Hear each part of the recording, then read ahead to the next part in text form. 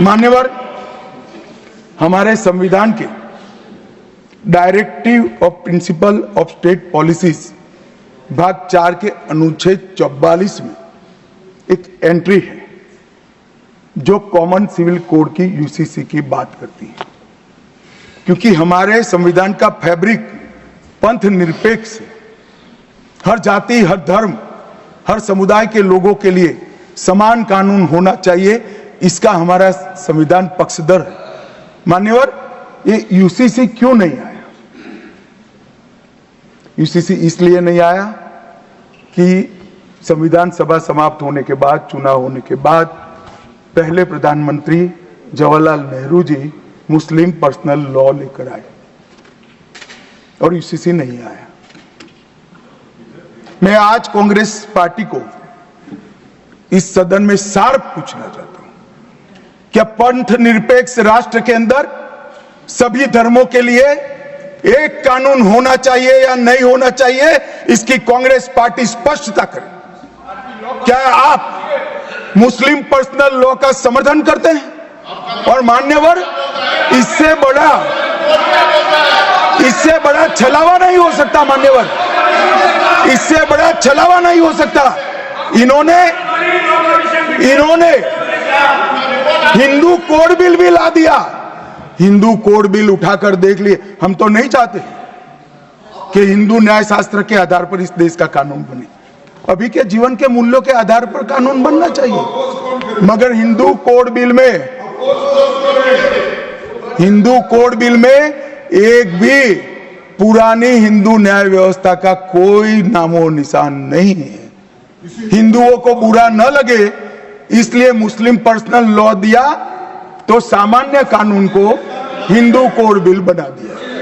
मान्यवर, चलो मैं तो कहता हूं कि खड़गे जी और जयराम जी कह रहे हैं कि भाई पर्सनल लॉ का अधिकार मिले तो हमें आपत्ति नहीं है, तो फिर पूरा सरिया लागू करिए। क्रिमिनल में क्यों सरिया निकाल दिए? बताओ भाई, क्या चोरी करे इसके हाथ काट दोगे? कोई इससे जगद्य महिला के साथ अपराध करे तो पत्थर मारकर मार दोगे? देशद्रोही को रोड पर सूली चढ़ाओगे? तो विवाह के लिए, निकाह के लिए पर्सनल लॉ, वारिस के लिए पर्सनल लॉ और क्रिमिनल सरिया क्यों नहीं भाई? अगर उनको देना ही है तो पूरा ही दे देते, पूरा दे देते। मान्यवर, ये इन्होंने तुष्टीकरण की शुरुआत वहीं से करी है। मुस्लिम पर्सनल लॉ इस देश में संविधान आने के बाद तुष्टीकरण की शुरुआत। आर्टिकल 14 और 15 का ये भंग है। अंबेडकर जी, लोहिया जी, के.एम. मुंशी, एच.वी. कामत, ये सब ने इसका विरोध किया है। 1973 से 16 तक 11 बार देश की सुप्रीम कोर्ट ने यूसीसी लाने का आग्रह देश की और राज्य की सरकारों ने किया है। आप नहीं ला सकते, तुष्टीकरण से ऊपर नहीं उठते। बैठिए, मैं बताता हूं। मान्यवर, हमने ही उत्तराखंड में भारतीय जनता पार्टी की सरकार ने यूसीसी लाया। हमारा काम करने का तरीका, मैं आपके माध्यम से दिग्विजय सिंह को कह रहा हूं। वो कहते हैं कौन रोकता है? हम खुद रोकते हैं। कारण बताऊं मैं? सुनने का धैर्य चाहिए, क्योंकि हमारा तरीका है कि लोकतांत्रिक तरीके से काम किया जाए। समाज के जीवन में इतना बड़ा सामाजिक बदलाव करने वाले कानून को उत्तराखंड सरकार ने मॉडल कानून के रूप में पारित किया है।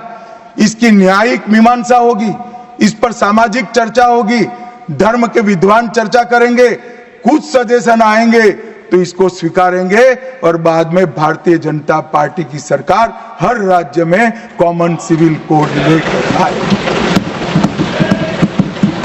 आज तक नहीं मिला, वो भी कांग्रेस पार्टी के तुष्टीकरण की नीति थी। मान्यवर, अभी एक फैशन हो गया है, अंबेडकर अंबेडकर अंबेडकर अंबेडकर अंबेडकर अंबेडकर। इतना नाम अगर भगवान का लेते तो 7 जन्मों तक स्वर्ग मिल जाता।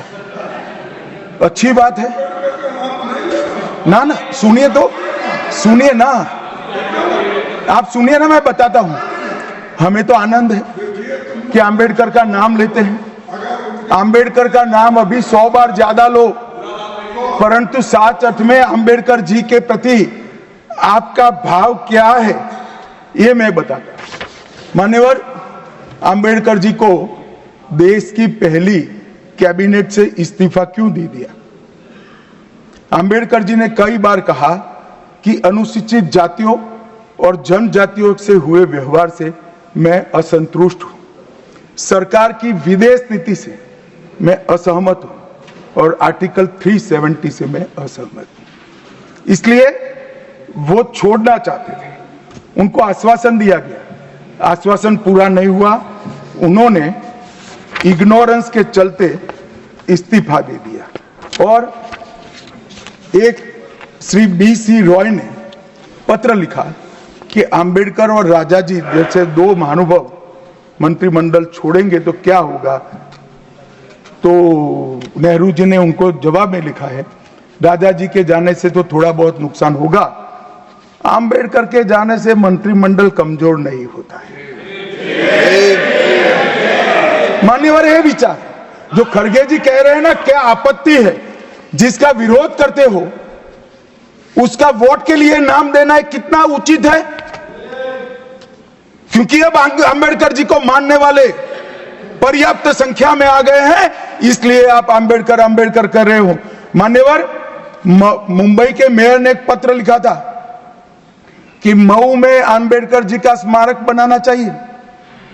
मऊ में जो अंबेडकर जी का जन्म स्थान था, सुझाव लिखा। उन्होंने कहा आमतौर पर स्मारक निजी पहल से बनाने चाहिए, यदि सरकार किसी प्रकार की सहायता करती है तो वो उचित नहीं होगा। उनके कितने स्मारक बने साहब? कोई स्मारक अंबेडकर जी का नहीं बना, देश भर में नहीं बना। अंबेडकर जी के स्मारक कब बने?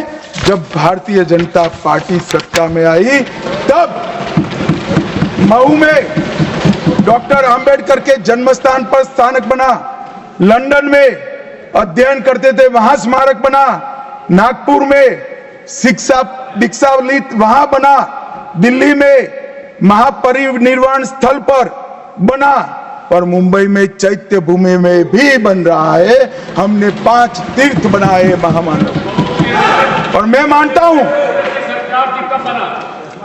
मान्यवर, मैं मानता हूं कि अंबेडकर जी के सिद्धांतों पर चलना नहीं और वोट के लिए उनकी गुहार लगा देना। 14 अप्रैल को राष्ट्रीय समरसता दिवस घोषित किया हमने, 26 नवंबर को संविधान दिवस घोषित किया। उस वक्त भी इसका विरोध कांग्रेस के वरिष्ठ नेताओं ने किया। मान्यवर,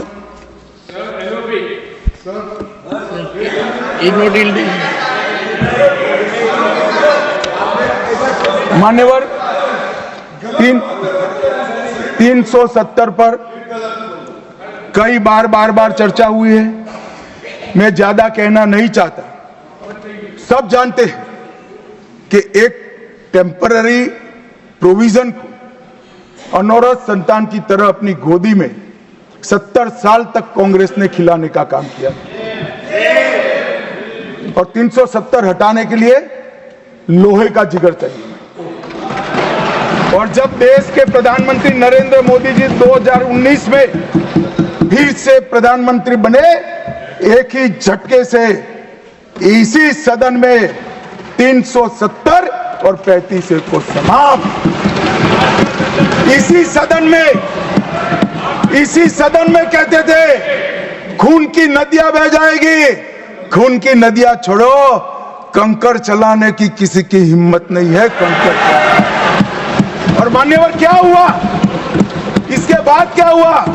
35,000 पंचायत के सदस्य आजादी के बाद पहली बार चुनकर आए, 2 करोड़ 11 लाख एक वर्ष में पर्यटक आए, पत्थरबाजी शून्य हो गई, आतंकवादी घटना 92% कम हो गई, एरिया डोमिनेशन बढ़ा।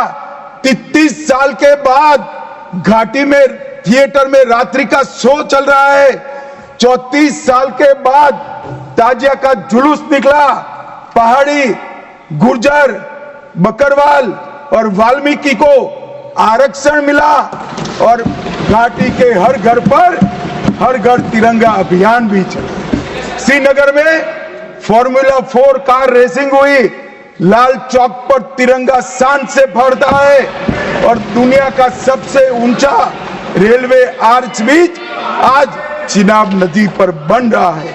सबसे बड़ी लंबी ट्रांसपोर्टेशन टनल पीर पंजाल में बनी और निर्यात रैंकिंग में अपना कश्मीर सभी यूटी में नंबर 1 पर निर्यात में आया। मान्यवर, 80,000 करोड़ पाकिस्तान से आए हुए विस्थापित, घाटी से भगाए गए विस्थापित और पश्चिमी पाकिस्तान से आए हुए विस्थापित को 80,000 करोड़ दिया और 1,19,000 करोड़ का निवेश आज आ गए। मान्यवर, 370 के रहते 70 साल में 12,000 करोड़ का निवेश आया था, अब 5 साल के अंदर 1,19,000 करोड़ का। G20 के डेलीगेट्स भी वहां गए। अमरनाथ यात्रा में 4.5 लाख यात्रियों ने अपनी श्रद्धा व्यक्त की और कुपवाड़ा के शारदा देवी मंदिर में 600 वर्ष के बाद पहली बार दीपावली मनाने का काम। मान्यवर, ये कहते हैं 370 हटाने से क्या हुआ। मैं बताता हूं, आपकी तुष्टीकरण की दुकान बंद हो गई है। तुष्टीकरण बंद हो गई।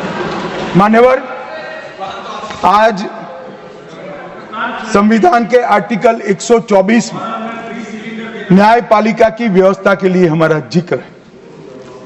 कांग्रेस पार्टी की सरकारों ने आर्टिकल 124 की भावनाओं के साथ किस तरह से खिलवाड़ किया है, वो मैं आज सदन के माध्यम से सभी सदस्यों को और देश को बताना चाहता हूं। पहला मामला 1973 में